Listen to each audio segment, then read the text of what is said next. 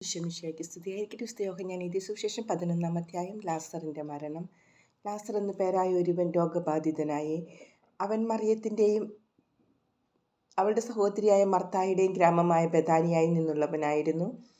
ഈ മറിയമാണ് സുഗന്ധ തൈലം കൊണ്ട് കർത്താവിനെ പൂശുകയും തൻ്റെ തലമുടി കൊണ്ട് അവൻ്റെ പാദങ്ങൾ തുടയ്ക്കുകയും ചെയ്തത്. ഇവളുടെ സഹോദരൻ ലാസറാണ് രോഗബാധിതനായത്. കർത്താവെ, ഇതാ അങ്ങ് സ്നേഹിക്കുന്നവൻ രോഗിയായിരിക്കുന്നു എന്ന് പറയാൻ ആ സഹോദരിമാർ അവൻ്റെ അടുക്കലേക്ക് ആളയച്ചു.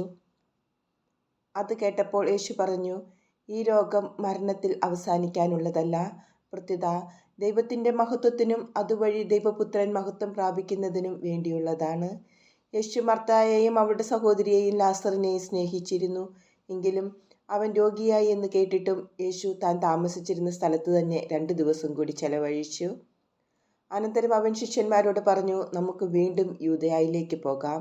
ശിഷ്യന്മാർ ചോദിച്ചു, ഗുരു, യഹൂദർ ഇപ്പോൾ തന്നെ നിന്നെ കല്ലെറിയാൻ അന്വേഷിക്കുകയായിരുന്നല്ലോ, എന്നിട്ട് അങ്ങോട്ട് പോവുകയാണോ? യേശു പ്രതിവചിച്ചു, പകലിന് 12 മണിക്കൂറില്ലേ? പകൽ നടക്കുന്നവൻ കാൽ തട്ടി വീഴുന്നില്ല, ഈ ലോകത്തിൻ്റെ പ്രകാശം അവൻ കാണുന്നു.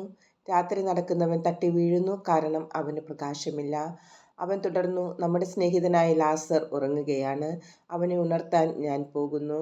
ശിഷ്യന്മാർ പറഞ്ഞു, കർത്താവെ, ഉറങ്ങുകയാണെങ്കിൽ അവൻ സുഖം പ്രാപിക്കും.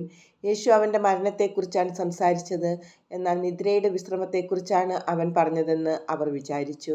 അപ്പോൾ യേശു വ്യക്തമായി അവരോട് പറഞ്ഞു, ലാസർ മരിച്ചുപോയി. നിങ്ങൾ വിശ്വസിക്കേണ്ടതിന് ഞാൻ അവിടെ ഇല്ലാഞ്ഞതിനാൽ നിങ്ങളെ പ്രതി ഞാൻ സന്തോഷിക്കുന്നു. നമുക്ക് അവൻ്റെ അടുത്തേക്ക് പോകാം. ദിദിമോസ് എന്ന തോമസ് അപ്പോൾ മറ്റു ശിഷ്യന്മാരോട് പറഞ്ഞു, അവനോടൊപ്പം മരിക്കാൻ നമുക്കും പോകാം. യേശു പുനരുത്ഥാനവും ജീവനും. ലാസർ സംസ്കരിക്കപ്പെട്ടിട്ട് 4 ദിവസമായെന്ന് യേശു അവിടെ എത്തിയപ്പോൾ അറിഞ്ഞു. ബെഥാനിയ ജെറുസലേമിനടുത്ത് ഏകദേശം 15 സ്ഥാദിയോൻ ദൂരത്തായിരുന്നു. അനേകം യഹൂദർ മർത്തായെയും മറിയത്തെയും അവിടെ അവരുടെ സഹോദരനെ പ്രതി ആശ്വസിപ്പിക്കാൻ വന്നിരുന്നു. യേശു വരുന്നുണ്ടെന്ന് കേട്ടപ്പോൾ മർത്ത ചെന്ന് അവനെ സ്വീകരിച്ചു. എന്നാൽ മറിയം വീട്ടിൽ തന്നെയിരുന്നു. മർത്ത യേശുവിനോട് പറഞ്ഞു, കർത്താവെ, നീ ഇവിടെ ഉണ്ടായിരുന്നെങ്കിൽ എൻ്റെ സഹോദരൻ മരിക്കുകയില്ലായിരുന്നു. എന്നാൽ നീ ചോദിക്കുന്നതെന്തും ദൈവം നിനക്ക് തരുമെന്ന് എനിക്കറിയാം.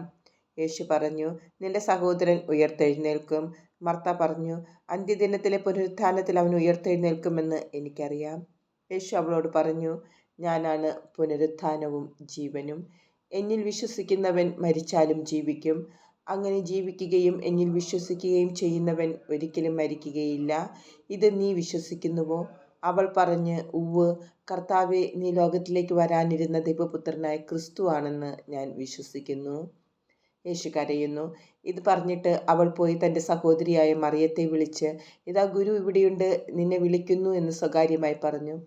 ഇത് കേട്ട ഉടനെ അവൾ എഴുന്നേറ്റ് അവൻ്റെ അടുത്തേക്ക് ചെന്നു. യേശു അപ്പോഴും ഗ്രാമത്തിൽ പ്രവേശിച്ചിട്ടില്ലായിരുന്നു. മർത്ത കണ്ട സ്ഥലത്ത് തന്നെ അവൻ നിൽക്കുകയായിരുന്നു. മറിയം തിടുക്കത്തിൽ എഴുന്നേറ്റ് പുറത്തേക്ക് പോകുന്നത് കണ്ട് വീട്ടിൽ അവളെ ആശ്വസിപ്പിച്ചു കൊണ്ടിരുന്ന യഹൂദർ അവളെ അനുഗമിച്ചു. അവൾ ശവകുടീരത്തിങ്കൽ കരയാൻ പോവുകയാണെന്ന് അവർ വിചാരിച്ചു. മറിയം യേശു നിന്നിരുന്നിടത്ത് വന്ന് അവനെ കണ്ടപ്പോൾ കാൽക്കൽ വീണ് പറഞ്ഞു, കർത്താവെ, നീ ഇവിടെ ഉണ്ടായിരുന്നെങ്കിൽ എൻ്റെ സഹോദരൻ മരിക്കുമായിരുന്നില്ല. അവളും അവളോട് കൂടെ വന്ന യഹൂദരൻ കരയുന്നത് കണ്ടപ്പോൾ യേശു ആത്മാവിൽ നെടുവീർപ്പിട്ടുകൊണ്ട് അസ്വസ്ഥനായി ചോദിച്ചു, അവനെ അടക്കിയിരിക്കുന്നത് എവിടെയാണ്? അവർ അവനോട് പറഞ്ഞു, കർത്താവെ, വന്ന് കാണുക.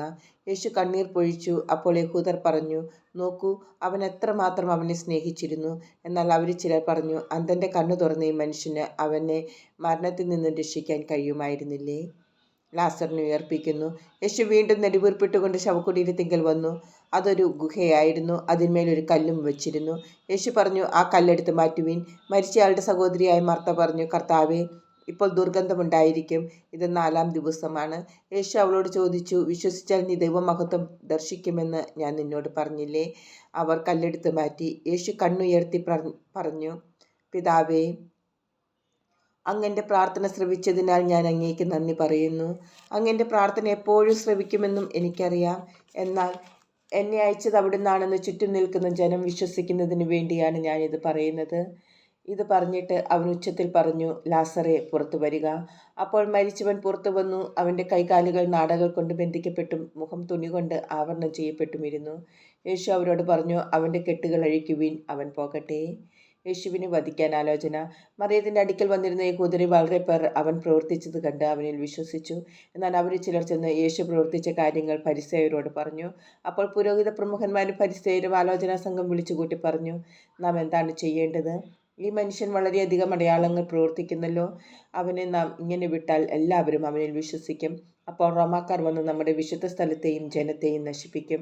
അവരിൽ ഒരുവനും ആ വർഷത്തെ പ്രധാന പുരോഹിതനുമായ കയ്യഫാസ് പറഞ്ഞു, നിങ്ങൾക്കൊന്നും അറിഞ്ഞുകൂടാ. ജനം മുഴുവൻ നശിക്കാതിരിക്കാനായി അവർക്ക് വേണ്ടി ഒരുവൻ മരിക്കുന്നത് യുക്തമാണെന്ന് നിങ്ങൾ മനസ്സിലാക്കുന്നുമില്ല. അവൻ ഇത് സ്വമേധയാ പറഞ്ഞതല്ല. പ്രത്യുത ആ വർഷത്തെ പ്രധാന പുരോഹിതൻ എന്ന നിലയിൽ ജനത്തിനു വേണ്ടി യേശു മരിക്കേണ്ടിയിരിക്കുന്നുവെന്ന് പ്രവചിക്കുകയായിരുന്നു. ജനത്തിനു വേണ്ടി മാത്രമല്ല, ചിതറിക്കിടക്കുന്ന ദൈവമക്കളെ ഒരുമിച്ച് കൂട്ടുന്നതിനു വേണ്ടിയും അന്നു മുതൽ അവനെ വധിക്കാൻ അവർ ആലോചിച്ചു കൊണ്ടിരുന്നു. അതുകൊണ്ട് യേശു പിന്നീട് ഒരിക്കലും യഹൂദരുടെ ഇടയിൽ പരസ്യമായി സഞ്ചരിച്ചില്ല. അവൻ പോയി മരുഭൂമിക്കടുത്തുള്ള എഫ്രായിം പട്ടണത്തിൽ ശിഷ്യരോടൊത്ത് വസിച്ചു. യഹൂദരുടെ പെസഹ തിരുനാൾ അടുത്തിരുന്നു. ഗ്രാമങ്ങളിൽ നിന്ന് വളരെ പേർ തങ്ങളെ തന്നെ വിശദീകരിക്കുന്നതിനായി പെസഹായ്ക്ക് മുമ്പേ ജെറുസലേമിലേക്ക് പോയി. അവർ യേശുവിനെ അന്വേഷിച്ചുകൊണ്ട് ദേവാലയത്തിൽ വച്ച് പരസ്പരം ചോദിച്ചു, നിങ്ങൾ എന്തു വിചാരിക്കുന്നു? അവൻ തിരുനാളിന് വരികയില്ലെന്നോ? അവൻ എവിടെയാണെന്ന് ആർക്കെങ്കിലും വിവരം ലഭിച്ചാൽ അവനെ ബന്ധിക്കേണ്ടതിന് തങ്ങളെ അറിയിക്കണമെന്ന് പുരോഹിത പ്രമുഖന്മാരും ഫരിസേയരും കൽപ്പന കൊടുത്തിരുന്നു.